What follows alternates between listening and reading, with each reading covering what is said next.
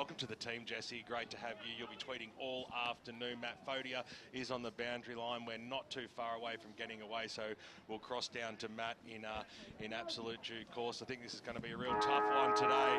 It is the Glen Waverley Hawks taking on East Burwood, and we are about to get it out, and it comes out, and it's going to be the Rams. The first time McGowan snaps around the body up towards the half-forward line, and it was a good mark taken there by Max Wills, just inside the centre square there for the Rams. So probably a couple of kicks from home, and we'll get them with the ground report pretty shortly. Galeno was using his body at the back of the fall ball's about 25 metres out, getting down. Parthenides scooped upon there by Perry. Can he curl it back? Well, the wind got a hold of that one, and it didn't take too long for the East Burwood Rams to get on the Bendigo Bank scoreboard. They are 1 straight 6. Glen Waverley yet to score. Missed it, BWS. It's been given, you've been given a minor score. It looked good. Oh, you're most kidding of the me. journey, yeah. The celebration, the goal umpire. Oh. Yeah, the crowd came alive for that one, but the goal umpire thought differently, and so just the minor score. Always keep your eye on the ball, even if you're a commentator too, Brad, because I just went off on a tangent there. But I think everybody in the ground except the goal umpire thought that one was a goal. Yeah, so first score on the board for East Burwood, and that's what Steve Perry does so well over the years for the Rams. He's come back to the club, of course, but he's featured prominently in the past for them, and he's so dangerous around goals. The ball on the deck, plenty of players over the footy. There's a high tackle. Free kick will go. No, in fact, the umpire, I reckon prior to the high tackle, he'd already blown the whistle to call for a ball up. So Big Miller goes up. Ben Miller in the ruck there for East Burwood. And he's come out of that ruck contest in a fair bit of pain, Ben Miller. He's limping. And it might have been stood on. Yeah, he's called for the boundary. He's called out to the boundary that he'll make his way over there. That's a lovely pass. Came from the boot of Kennedy, and he's hit his teammate on the chest. Lace out Galeno, who we're expecting big things from this year for East Burwood. He got off to the best possible start last week with 8 goals, and expect him to feature prominently today as well. Crossed down boundary side shortly, Adrian Galeno. He's usually a pretty deadly shot for goal. Right behind him. And we've got perfect view of this one. Galeno, the left footer, hangs it out to the right, and in the end he hasn't even managed to score there. He's put it out of bounds on the full. So the free kick will go to the Hawks in the back pocket with Jesse Dunn. Let's cross down boundary side to Matt Fodia. Thanks, Ben. Bearing the conditions down here, mate, the ground is actually immaculate. The rain's hardly affected the surface, so that shouldn't affect the game today. The wind looks like it's just favouring East Burwood's end, but definitely towards that right pocket. And Rhett Masters is in today. He's come in for number 27, and the injury there looks like a left ankle they're testing out there on the bloke who just wandered off. I've lost my team sheet, so I'll get back to you on that one. No worries. It is quite windy out there, and the umpire's paid a free kick in the middle. Of course, Masters' family having a long association with East Burwood, so good to see the youngest brother Rhett out in the side today in the number 27. So it'll be Murphy for the Rams, just to work his way up to where the umpire's telling him to kick from. So gained probably another 20 metres, kicked it up into the middle of the ground. Getting a handle on there was Handrick. Couldn't quite pull the ball in. Gets a received handball now. Snaps around the body. Bit of a fresh air shot inside the 50. Looks like Glen Waverley had the numbers, but charging through Damatopoulos. He dropped it like a hot potato. The umpire said it was okay, but he has paid a free kick for a high tackle, and that will go the way of Brad Riddle. Just caught one on the shoulder. Seeing Brad Riddle in the Glen Waverley Hawks colours. He'll kick out to the far side, Brad. He does indeed. Riddle's kick there was intended for Ferguson, but Ferguson couldn't quite trap it, and it's gone over the boundary line for a throw-in. They're 2 players I'm really looking forward to watching this afternoon. They've come back to Glen Waverley Hawks. Of course, Ferguson's played in at a higher level as well, so the experience they've been able to bring has been invaluable. Absolutely. He's been a bit of a journeyman, Brad Riddle, over the recent seasons. Played at Wanturna South, had a stint there at Ringwood. I think he had 1 season at Ringwood as well, with his brother Aaron, and now, of course, both of them finding themselves at the Glen Waverley Hawks. I think Riddle even played in that grand final that they lost to North Ringwood many years ago, back in 2012. So he's got a long association with the club. Absolutely. High throws it up. Palm down. No one can really get a clean handle on the footy, and even though the rain has stopped, it's still pretty blustery conditions. Just looking at the trees around the field, they're moving around quite a bit, so these are still tough conditions in any case. Very cold, and just glad that the rain has stopped for now. May come back later in the day. So the umpire to ball it up once more. Throws it up. Tap was one down there by Stafford. Palmed it down into the path of McGowan. Close to the boundary line. They climb in over the top. And taking possession there was the East Burwood player right up against the boundary line, but he was going nowhere. He'll be thrown back into play once more. It's going to be big Parthenides in the ruck. Former Nuttawading captain. He won the tap down that time. Strong tackle there by Riddle. McGowan working hard on the deck, and Parthenides there also on the bottom of the deck. He'll get himself back up and then have to contest the next ruck hit out. It's been on that outer wing for quite some time. Nobody really able to clear the area. Kick was smothered off the boot then of Parthenides. Sinden booted it forward, but it was intercepted for East Burwood. Ball on the deck again. Quick kick around the corner for the Rams, but it's the only man there is Tom Eddy, who safely holds the mark for the Hawks. And Tom Eddy will look to clear for Glen Waverley. Will kick it along that outer boundary where the ball has been for most of the game so far. And it's spilled over the boundary line once again. So somewhat of a stalemate at the moment. Just one behind on the board for East Burwood. And Glen Waverley Hawks yet to score. So ball to be thrown back in. Parthenides against Stafford. Should be a good battle throughout the day in the ruck between those two. Plenty of experience for the two of them. Stafford did really well, gathered it in beautifully. Got the handball away, was intercepted there by Canning. A lot of players getting hands on the footy, but no one can get a clean disposal away. And it's pretty hot in the kitchen just at the moment as the kick tumbles clear, but once again out towards the boundary line where we will have a throw in. There's still just the one score on the board. East Burwood leading, one behind. Glen Waverley get to score as we cross down to the boundary side. Troy McGowan, usually wearing 47, is chucked on the long sleeve. He's in 73 today for East Burwood. Thanks, Matty. As the umpire throws it in now, it's tried to be stolen by Kennedy. He lost the pill and then set upon quite quickly there, Hodges. So across the half-forward line for Glen Waverley, the Bendigo Bank scoreboard operators need to update the scoreboard because East Burwood have got one behind, so hopefully they're tuned in on 98.1 Radio Eastern over there. Tried to scoop upon it there was Stafford. He got dispossessed of the football. Glen Waverley Hawks charging through there. Huxtable couldn't quite trap it. Well done there. And Jamie went backwards. Thought he had the safety of his teammates there, but charging through and laying a pretty solid bump for the East Burwood Football Club is number 40, who I'm sure Matt will be quite on top of letting us know who that is as well. Yep. So it always happens in the first few rounds. Yeah. There's those jumpers that are listed versus what people actually run out in the end. As the ball's tapped out, centre half forward there for the Eagles. Trickled across there by Broad, went after it again, but now it'll be East Burwood who bustle their way through. Well done by Perry to get ball to boot just in the nick of time, still inside the centre square. They've got the numbers. Will's got the handball away, charging through. Damatopoulos goes up towards the top of the goal square. Brilliantly used to the body there by Galeno. Can he snap it around? Can he keep it alive? He can't. It holds up in the breeze. Eddie was right underneath it and took a good mark in the end. Switches it out wide. Hodges has got a foot race. His opponent there is Anjemi. Got a little toe poker on him. Will be the first player to meet the football. Stops, props, looks for his options. Tried to link up with Cokes, who dropped a sitter. It wasn't the greatest of handballs to him though. Now the Hawks can make a bit of amends here. Snap around the body there by Murray into the middle of the ground. Broad. The umpire is going to call it back. I don't know how that couldn't have been advantage, but nonetheless, they'll have to rebound from about almost centre wing position, half back, Brad.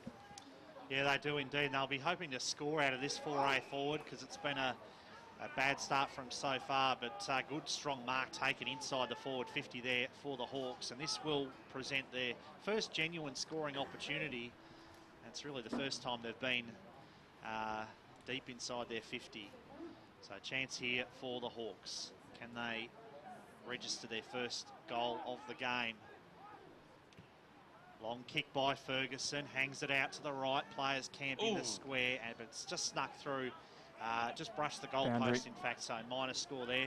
As we cross down to Matt Fogarty, we'll try to find out who number 20 for East Burwood is in the next few minutes to Matt as well. Number 20 is Rhett Masters, and Evan Pickering for Glen Waverley Hawks has just hobbled off. He's favouring, or his left side, his right ankle looks a bit sore, and he's got a cut lip, so he's been in the wars recently. Thanks very much for that. Still after 40 for East Burwood, just took the mark. Matters, it comes out half back line. Another chance for Glen Waverley to go forward this way, that way. And then crunched in a solid tackle. Number 52 for Glen Waverley's Mel. Matt, you're earning your money this afternoon, mate, which is nothing as it goes up towards the centre half, the wing position. Little handball over the top there by Pagliaro. Umpires called it back. It will be the Rams' way. They've got the numbers as well. They can take off to the races a little bit here as Kennedy on the right boot sets the ball inside forward 50, and it was going for the Galeno target, but getting back well there was Eddie, was the player in front. Switched it out wide. Sinden takes the mark. Back pocket now for the Glen Waverley Hawks. Waverley Toyota Oval today, a.k.a. Central Reserve EFL Game Day. Hope you're enjoying the broadcast. Switching it across here. Eddie again had a bit of the football early, working hard across the half-back line, out towards the half-back position where his teammate out there just couldn't quite pull in the mark. Josh McMillan. And we'll cross down to Matt Fogarty at boundary side. Hey, mate, it's Ryan Lepore has changed to number 40 for today. Quick kick came out of the contest there, and it's been marked there by Lepore, who drives the ball forward once more. But it's only Glen Waverley standing there in the void, so the Hawks will steady once more. Kick was still Nice. a 2-on-1, but it just carried nicely. It was what you call a well-weighted kick. Carried the pack, and the Hawks go forward once more. Mark taken defensively, though, well there by Stafford.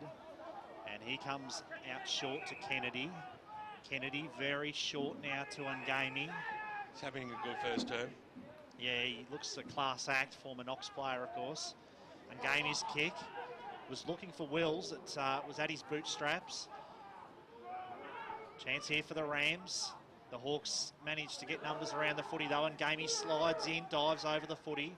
Cruz fed the handball out. They still haven't cleared the area here yet, though, the Hawks. They're still under pressure. And East Burwood managed to force the ball up. Not a bad result inside their forward 50. Scores extremely hard to come by in these conditions, as you'd expect. Just one behind on the board for East Burwood. Sorry, one behind for both teams.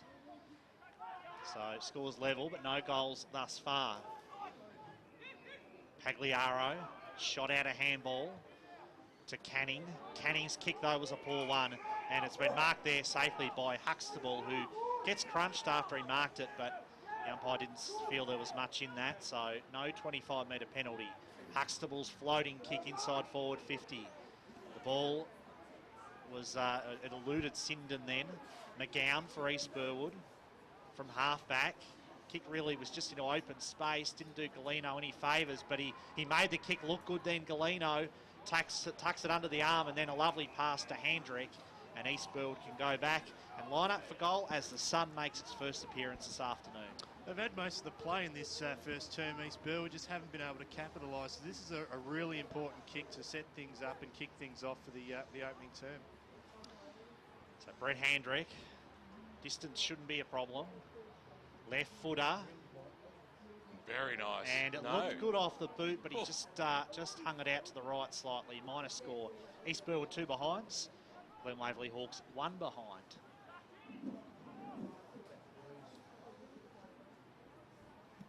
So the Glen Waverley Hawks to bring the ball back in.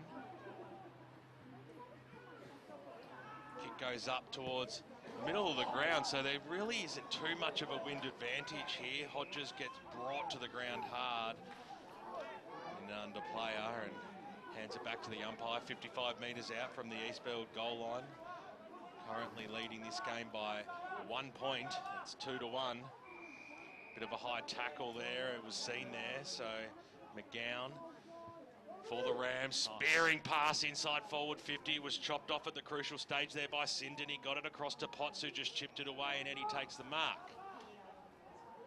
Dunn, I should say, is fancy little dude Dunn's got going for him as well as he kicks it out towards the Eddie direction. Eddie will be disappointed that I called Dunn's do his, but he's got his own interesting one, does Tom Eddie. So far side of the ground out here at Waverley Toyota Oval. It's a kick on the left boot. We've heard a whistle, so expect that to be a 25-metre penalty. Is anyone aware of what happened there? It seems like it might have been an over the mark situation. There's not too much retaliation coming. Keep the scores coming in all afternoon if you're around the grounds right across the east at Footy EFL via Twitter. Barry Cott's our man around the grounds for all afternoon. Looking forward to hearing all those important scores as the Hawks go forward there. Almost a mark trap there by Ferguson. Just got spoiled at the last minute. Came out. Brown got the handball away. He's looking for his teammate in Kennedy. He was bustled over the boundary line and out of bounds. It goes for a throw-in about 35 metres out from the Glen Waverley Hawks goal line. It's been great to see Kennedy have an influence early in this game. Of course, when players come back to lower divisions, their influence, you can tell the polish of the skills, and he's had some great passages of play. So the umpire to bring it back in, Parthenides, will go up against Stafford, got the knockdown. The Rams look like to have the numbers at the fall of the ball here. They'll get that clearing pass. Lapore's kick was smothered, so it's still deep in the forward line for the Glen Waverley Hawks. Potts over the top there, sorry, I should say Andrew Murray, and we will have a bounce.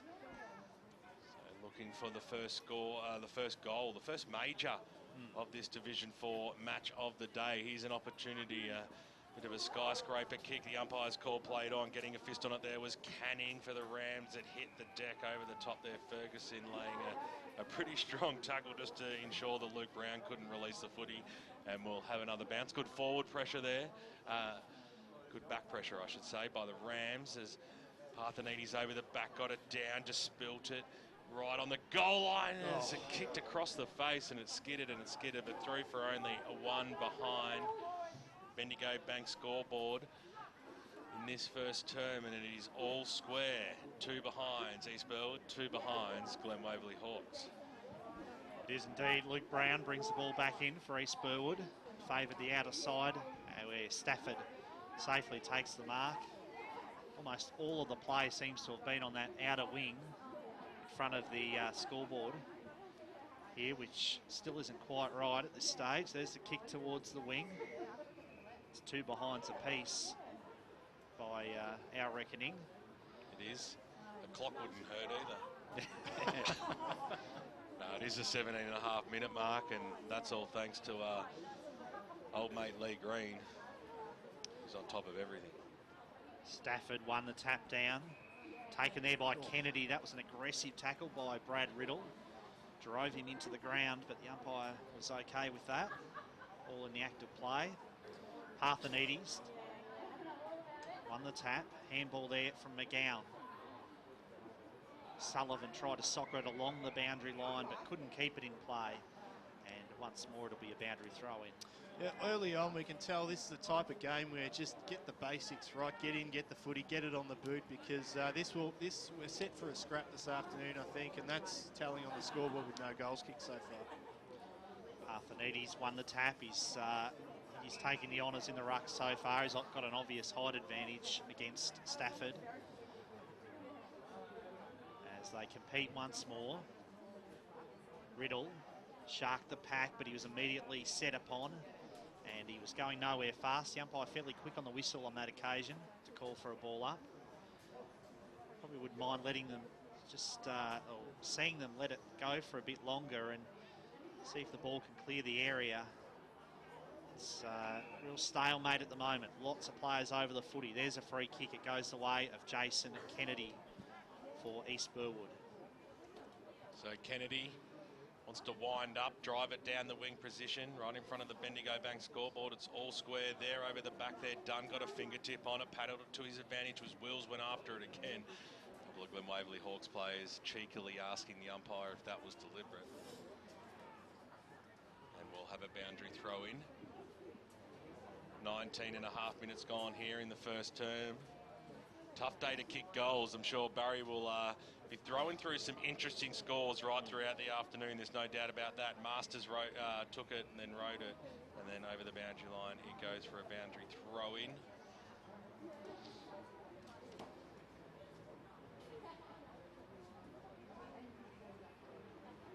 So just waiting for play to restart here. So the weather's probably going to hold up now. The sun's been out for a while now. Potts charged his way through, got dispossessed of the football. A quick kick was smothered, and over the boundary line it goes for another boundary throwing. So a few stoppages happening out here. Today, Matt Fodia hasn't had to rip out the pink umbrella yet, so he's got a big smile on his dial. And sun's out at the moment, which is nice. Bathed in sunshine, the ground. And the ground's in great nick, as most grounds are at this time of year. We're only in round 2. At Footy EFL, send through your live scores, or if there's a player that's absolutely dominating via Twitter. Over the back of the pack there, Canning couldn't quite trap it. There's just a lot of players following the ball at everywhere it goes at the moment. It's making it quite tough to split it out. There's cross down to Matt Fodia, boundary side. The footy hasn't really enthralled me such thus far, Ben, but Ben Miller looks like he's done for the day. He's got the boot off, got ice on that left knee or ankle from the looks of it here. But also, go to your left of your screen goal umpire. Who is the unauthorised fellow just standing next to the goal umpire on the field there? If anyone can find that out for me. Just having a chat by the looks or of if we things. can just send someone down there to keep an eye on that poor goal umpire, who's no doubt been a bit bored thus far, but just have a look out for that. Well, hopefully it gets off the park now as the kick goes forward for East Burwood, but it sailed out of bounds on the full. It'll be the Hawks to bring it back into play.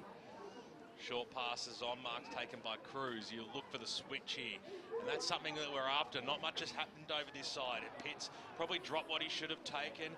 Over the top of the football, Galeno then brought it in and then played for it well, because he did cop one in the back. Umpire was right there to see it. On the left boot, kicks it inside forward 50. It was a clever pass as well. Short. Pagliaro, he might just be a little bit too far to score. Gives it back to Galeno from 45. Just thumps it on the boot. It's going to hold up in the breeze. Knocked away. Damatopoulos was there. Nicely done there by Sullivan. Pushed it towards the boundary line, chasing after it. Huxtable. And it goes over and out for a boundary throwing 35 metres out from the East Burwood goal line. Still all square. 22 minutes gone here. 2 behinds each side. Short throwing that time.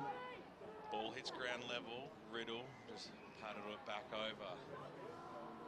So about 25-30 metres out from the East Burwood goals. Both sides have had their opportunities. Just it's been treated as a scrap at the moment. There's a lot of players following everywhere the ball goes at the moment. And Jemmy picks the ball up. It's tackled and brought down. Andrew Murray, strong tackle by him. I just wonder, BWS, even though it looks good at the moment, if it's a lot more slippery and a lot more tricky to play than it appears to be. Well, players have trained on dust for 6 months, so it will be certainly different from what they've been accustomed to over recent times. As Coates hits the deck, he was brought down in a strong tackle. Ball up about 75 metres out from the East Burwood goals. It's all square, Bradley. It is indeed. Jumping over the top then was Wills to win the tap.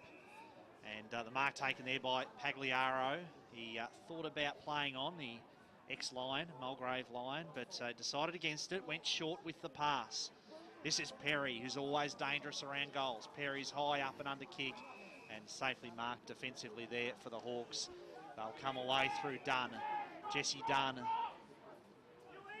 kicks out towards the half-back position. It'll trickle towards the wing, and Masters there takes it over the boundary line for a throw-in. Brad, you just mentioned the surface before. Just seeing the ball skidding towards the boundary line suggests that it does look a lot worse than what it actually is. Back into play. Tap, thump towards the boundary line once more. Strong tackle there was applied, was well done. McMillan's high handball. Didn't really favour his teammate too much. That was Mulqueen there taking possession, and Broad's given away a free kick. And now probably a 25-metre penalty as well. So a bit of ill discipline there from Luke Broad. He'd already given the free away. Clearly wasn't happy with the decision. And he pushed Mulqueen into the ground again, right in front of the umpire. So not a smart tactic. That was Coates' kick to half forward. Well, by the guy that just walked in front of us. Exactly. Little handball there to Ngami. And Ngami's kick kept it very low. The mark taken by Galeno. Galeno bounces it through for a goal. And finally, the first goal is on the board for the Rams. Kicked by Adrian Galeno. Who else would it be after a big 8-goal haul last week? He was always going to be the man most likely today, Dan. Well, Brad, giving away 25 at half-back in games like today in scraps where every inch is crucial, Ryan Flack would be very disappointed with that, but that's all Galeno needs up forward is those half opportunities, and he will cut the defenders to shreds. It's crossed down boundary side to Matt Fodia. Just on the conditions and how it's affecting the game, just when that ball came past me here on the close wing here, the pavilion side wing, the ball looks quite greasy, just like that layer of almost dew across the ball. So it's just once this moisture dries up that we should see a bit more of an open game. Well, maybe the floodgates can open now with our first goal. It'll kick off the ground there by Kay, up to almost trapped there by Eddie. Goes over the football again. Little handball inside forward 50 for East Burwood, but they've got the spills outside. The kick was smothered though that time on O'Brien. Nicely done there by his opposing number, and now Tyler takes off and he kicks it on his right boot up towards the half-forward line. It goes Ferguson, came out, and he goes after it again. He used his body magnificently. This could be a go. Set sail for the goals. Can he put it through? He pushed it to the left-hand side. And tell you what, he had to do it all himself then. That would have been one impressive goal. And maybe a contender for our goal of the day, which might not necessarily get an award, but can always be still called goal of the day, Brad. Absolutely. And that would have been a contender, but second behind there, kicked by Matthew Ferguson. So Mull Queen for East Burwood in the long sleeves, one of a number of players today donning the long sleeves, which you don't see all that much these days. Perry safely taking the mark. So Stephen Perry for East Burwood. Up towards the wing. Dunn came from behind, spoiled. He certainly affected the contest on that occasion. Good strong tackle by Sullivan. Throws Handrick into the ground. Quick kick was by Perry, and he's put it out on the full. There wasn't much else he could do then, Steve Perry was certainly operating in very close quarters against the boundary line. It may have been touched off the boot, in fact, there from Perry, because it's a boundary throw-in. So the kick partly smothered. Boundary throw-in, fisted out of the air decisively by Handrick. Kay copped a high one, and an obvious free kick there paid against Eddie. So Brett Kay, floating kick forward. Wills was the target. Handball came away there from Masters. McGowan puts his body over the footy. And a strong tackle then applied by Perry, forces the ball up. Still just 3 behinds on the board for the Glen Waverley Hawks, and East Burwood a 1-goal to 8. Perry out of the contest, threw it on the boot, but it was marked then by Dunn. Dunn's kick up towards Tyler. Paul Tyler at half back will just weigh up his options here. Not much to kick to, and in the end it was a poor choice. Handrick probably should have held the mark. Little handball from Masters, got it out to Mull Queen. There's a free kick. It's going the way of Kay for East Burwood. So Brett Kay, one of about 8 or 9 former Knox players in this East Burwood side this afternoon, who came this year to the Rams to try to help them not stay in 4th division for too long. There's a quick kick around the corner by Perry into open space, and it's Sullivan there over the footy. The free kick's been paid. It will go the way of Pitts. In fact, it is for the Hawks, as the siren sounds to end a pretty dour first quarter, and a first quarter with just the 1 goal, which was kicked by Adrian Galeno. At quarter time, East Burwood 1-goal to 8. The Glen Waverley Hawks 3 behinds. Hope you're enjoying the broadcast on 98.1 Radio Eastern and streaming